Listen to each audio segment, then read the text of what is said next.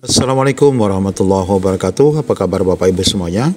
Di video kali ini kita masih mengupdate informasi P3K 2024, di mana peserta TMS masih meminta agar dapat mendaftar di gelombang kedua. Dan kita akan cek Bapak Ibu untuk gelombang kedua nanti, sisa formasi dari gelombang pertama pasti menyebabkan Bapak Ibu akan auto lolos dan menjadi full time karena sisa formasinya cukup banyak. Dan Bapak Ibu, bagi rekan-rekan yang pelamar gelombang kedua ini, batas 2 tahun sebagai syarat itu sampai kapan perhitungannya? Bagaimana info lengkapnya? Ikuti video ini sampai selesai.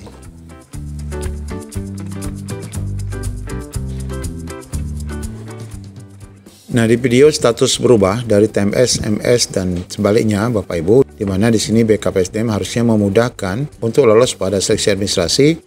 Kita lihat di sini banyak sekali komentar dari rekan-rekan yang memang sepertinya sangat merasa kecewa ya. Dan di sini Bapak Ibu kita lihat satu permintaan dari rekan-rekan yang pelamar pertama atau gelombang pertama. Kami dari sebanyak 58 ribuan yang dinyatakan TMS pada seleksi pertama, padahal kami sudah dinyatakan sah dalam database BKN. Tetapi dalam seleksi P3K kami tidak dihargai dan tidak diberikan kesempatan untuk lulus.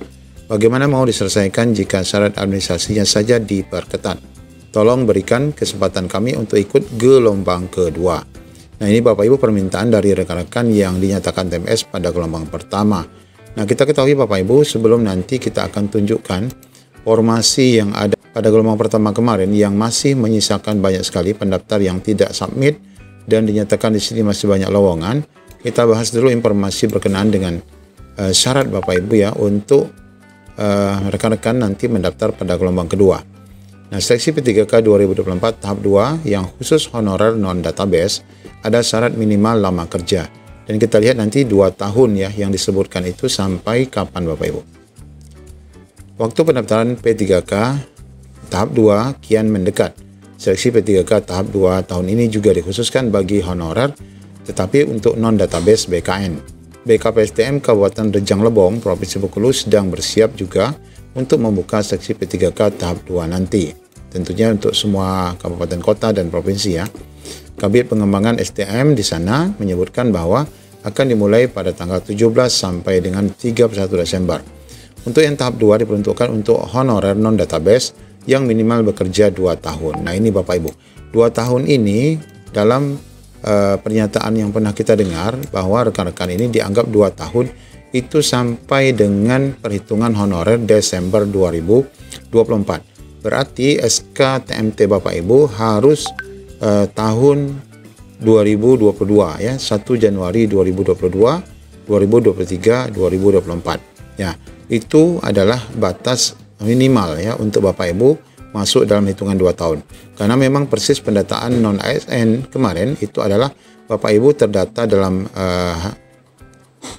TMT Bapak Ibu itu harus adalah 1 tahun sampai dengan Desember 2021.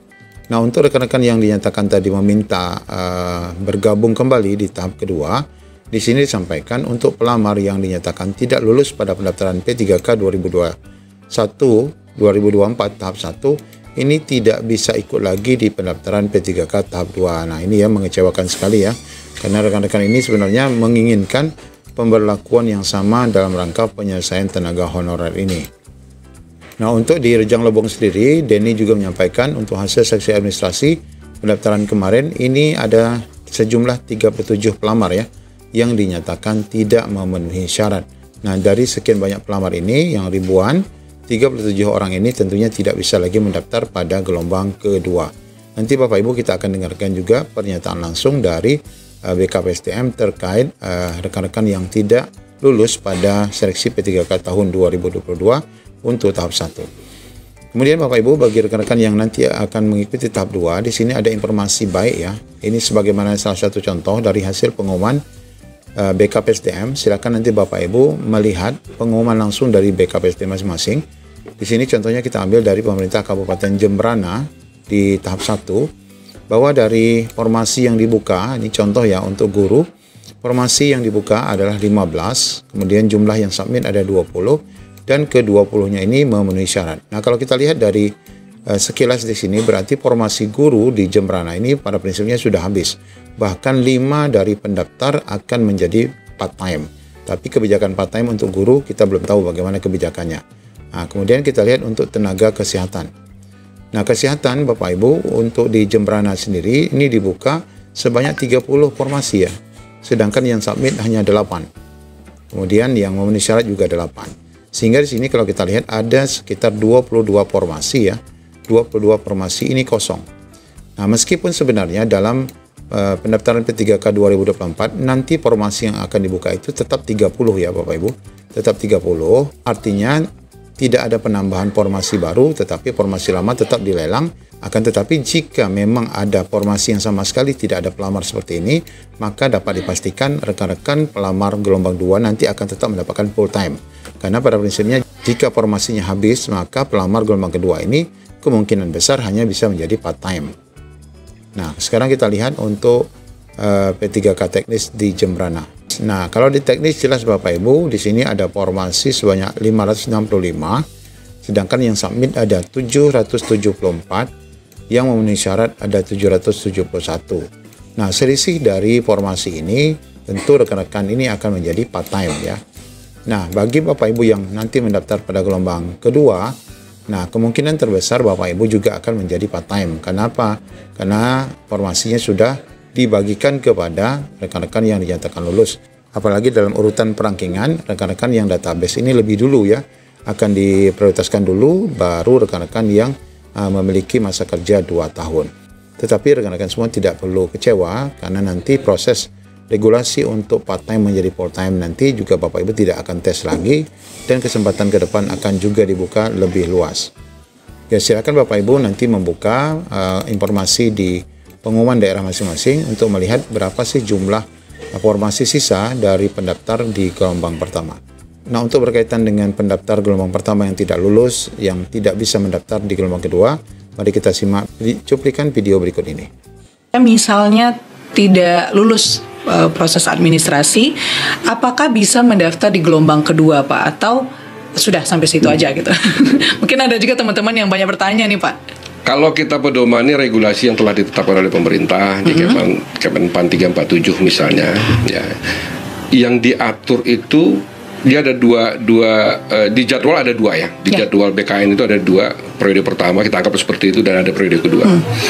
Nah, di periode pertama itu memang diperuntukkan bagi teman-teman K2, non-ASN K2 dan yang terdata di BKN. Yang periode berikutnya itu diperuntukkan bagi teman-teman yang 2 tahun berturut-turut bekerja pada instansi pemerintah itu.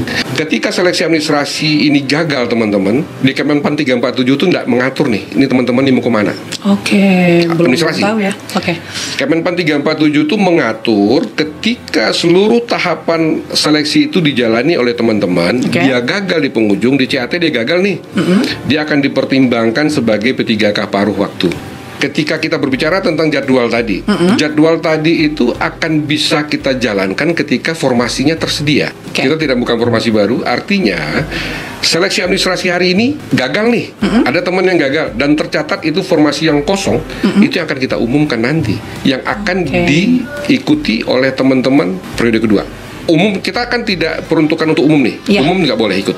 Jadi yang minimal, yang paling singkat itu 2 tahun bekerja berturut-turut ya, itu yang bisa ikut di seleksi tahun ini. Ketika yang tadi gagal seleksi administrasi, dia tidak bisa ikut di periode kedua. Selesai sampai situ ya? Selesai dia. Yang tadi nggak diatur nih. Aturan Kemenpan 347 itu kan ada 3 layer tadi tuh, K2, database, BKN, dan yang kedua ini. Ya, pemerintah juga memberikan ruang sama teman-teman yang 2 tahun berturut-turut mengabdi. Gimana caranya? Ketika formasi yang tadi kosong, yang kosong ini akan ditempati, akan diumumkan untuk diisi oleh teman-teman yang periode kedua yang 2 tahun berturut tadi. Berarti kita belum tahu ya formasi apa aja yang kosong nih. Belum, kita tunggu selesai dulu nih gelombang pertama gitu ya.